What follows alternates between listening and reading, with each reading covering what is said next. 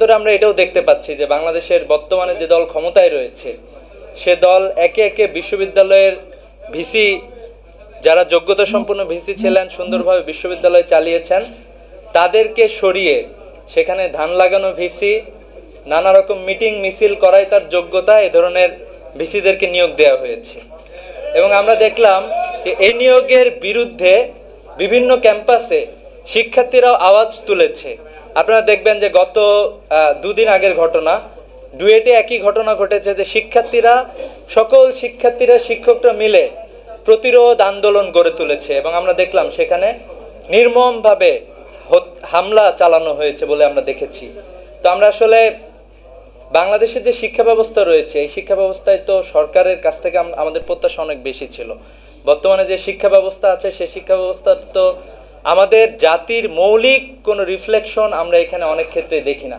কারণ আমরা জানি যে এটা হচ্ছে এক্সটেনশন। ব্রিটিশরা যে শিক্ষা ব্যবস্থা তৈরি করেছিল তাদের একটা লক্ষ্য উদ্দেশ্য ছিল, যে বাংলা ভাষাভাষীদের মধ্যে তারা তাদের দোভাষী তৈরি করবে।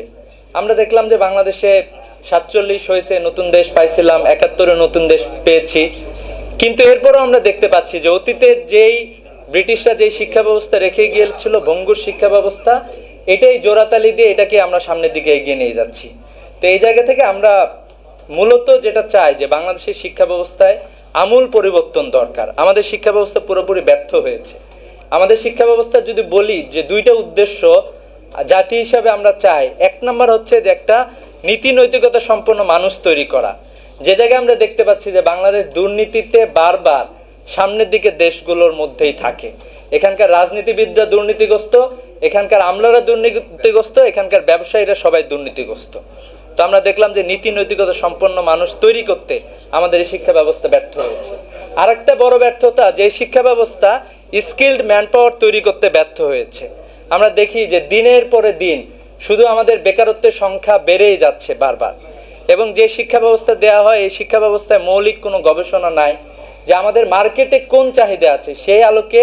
আমি যে একটা ডিপার্টমেন্ট খুলেছি একটা বিশ্ববিদ্যালয়ে, সে কি মার্কেটের আলোকে আমার ম্যান পাওয়ার প্রডিউস করতে পারতেছে? আমরা তো দেখছি এখানে ব্যর্থ হচ্ছে। আমরা বলি যে আমাদের চাকরি বাকরির অভাব, তরুণরা চাকরি পাচ্ছে না, কিন্তু পক্ষান্তরে আমরা এটাও দেখতেছি ভারতের মতো একটা রাষ্ট্র, যে রাষ্ট্রের জনগণ পৃথিবীর বিভিন্ন দেশে তারা ছড়ায় ছিটায় আছে। আপনারা একটু অস্ট্রেলিয়ায় দেখবেন, যখন ভারত আর অস্ট্রেলিয়ার খেলা হয় তখন ভারতের সাপোর্টার অস্ট্রেলিয়ার সাপোর্টার যে বেশি থাকে সেখানে।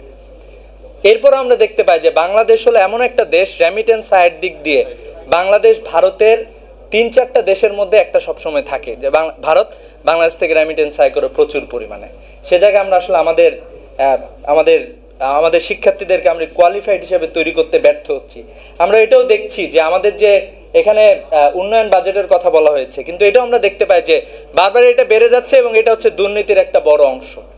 আপনারা একটু শিক্ষায় দেখেন যে আমাদের যে শিক্ষায় ব্যয় করা হয়, শিক্ষা ব্যয়ের একটা বড় অংশ হচ্ছে অবকাঠামো নির্মাণ। অবকাঠামো লাগবে আমাদের, কিন্তু বড় ব্যয়টা সেখানে হয় আমাদের শিক্ষার কোয়ালিটি এনশিওর করার জন্য। আমাদের শিক্ষকদের বেতন এশিয়া মহাদেশের সবচেয়ে কম হচ্ছে বাংলাদেশের শিক্ষকদের বেতন।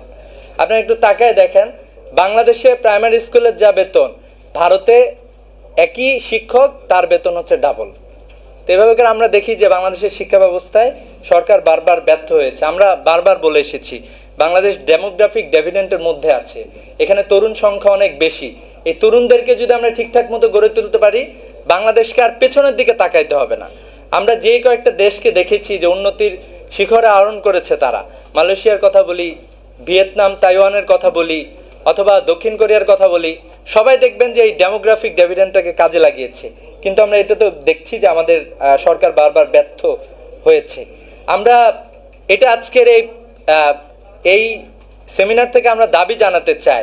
আমরা দেখেছি যে বিগত যে সরকার ছিল, এই সরকার ফ্যাসিস্ট যে সরকার ছিল, এই সরকার 28 লক্ষ কোটি টাকা বাংলাদেশ থেকে পাচার করেছে। তরুণরা এই সরকারকে বাংলাদেশ থেকে বিদায় করেছে, সেই সরকারকে। এজন্য আমরা বলতে চাই যে এই যে 28 লক্ষ কোটি টাকা বাংলাদেশ থেকে পাচার হয়েছে, সেটা ফিরিয়ে আনার জন্য বর্তমান সরকারকে কার্যকরী পদক্ষেপ গ্রহণ করতে হবে এবং সেই 28 লক্ষ কোটি টাকা বাংলাদেশের তরুণদেরকে ট্রেনিংয়ের জন্য ব্যয় করতে হবে। এটা আমরা দাবি জানাচ্ছি। বাংলাদেশের প্রত্যেকটা সেক্টরের তরুণরা কোয়ালিফাইড। আপনি একটু দেখবেন যে তরুণরা সাংবাদিকতা করতেছে, তারাও নানা ধরনের যোগ্যতা সম্পন্ন। যে তরুণটা বাংলাদেশের বিশ্ববিদ্যালয়গুলোতে পড়াশোনা করতেছে, বাংলাদেশ থেকে বাইরে গিয়ে তারা পিএইচডি ডিগ্রি অর্জন করতেছে এবং সেখানে যায় সবচেয়ে ভালো রেজাল্ট করতেছে, কিন্তু বাংলাদেশে আমরা আসলে সেই পরিবেশটা দিতে ব্যর্থ হয়েছি। তো এই জন্য আমাদের প্রত্যাশা হলো যে একটা বাজেট হবে, এই বাজেটটা যাতে চিন্তা চেতনা করে এটা যাতে ভালোভাবে গবেষণা করা হয় যে কোন কোন সেক্টরের মানুষ দরকার, কোন কোন জায়গায় আমরা তরুণদেরকে ট্রেনিং দিব, কিভাবে তাদেরকে ইফেক্টিভ কাজে লাগাবো। আমাদের বেকারদের নিয়ে, এই যে বাংলাদেশের এত প্রায় অসংখ্য বেকার রয়েছে, এই বেকারদের নিয়ে সরকারের বাজেটের মধ্যে আমরা চাই যে বাজেটেও এটা একটা বিশেষ খাত হিসেবে গণ্য হবে। কারণ এত বিশাল একটা প্রজন্ম, তরুণ প্রজন্ম যারা কাজ করতে চায়, যারা কাজ করার জন্য আগ্রহী, তাদের কোন কোন জায়গাগুলোতে যাওয়ার সুযোগ আছে। স্পেশালি আমরা জানি যে বাংলাদেশে প্রচুর মানুষ আছে যারা বিদেশের বিভিন্ন দেশে থাকে,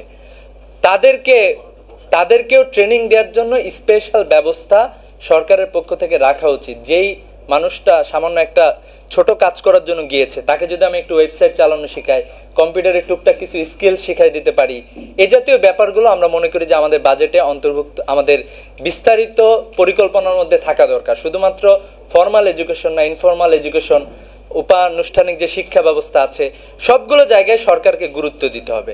আমরা জানি যে টেকনোলজি অনেক দূর আগায় গিয়েছে, এআই সহ অনেক তথ্য প্রযুক্তির সামনে অনেক কিছু ডেভেলপ হবে।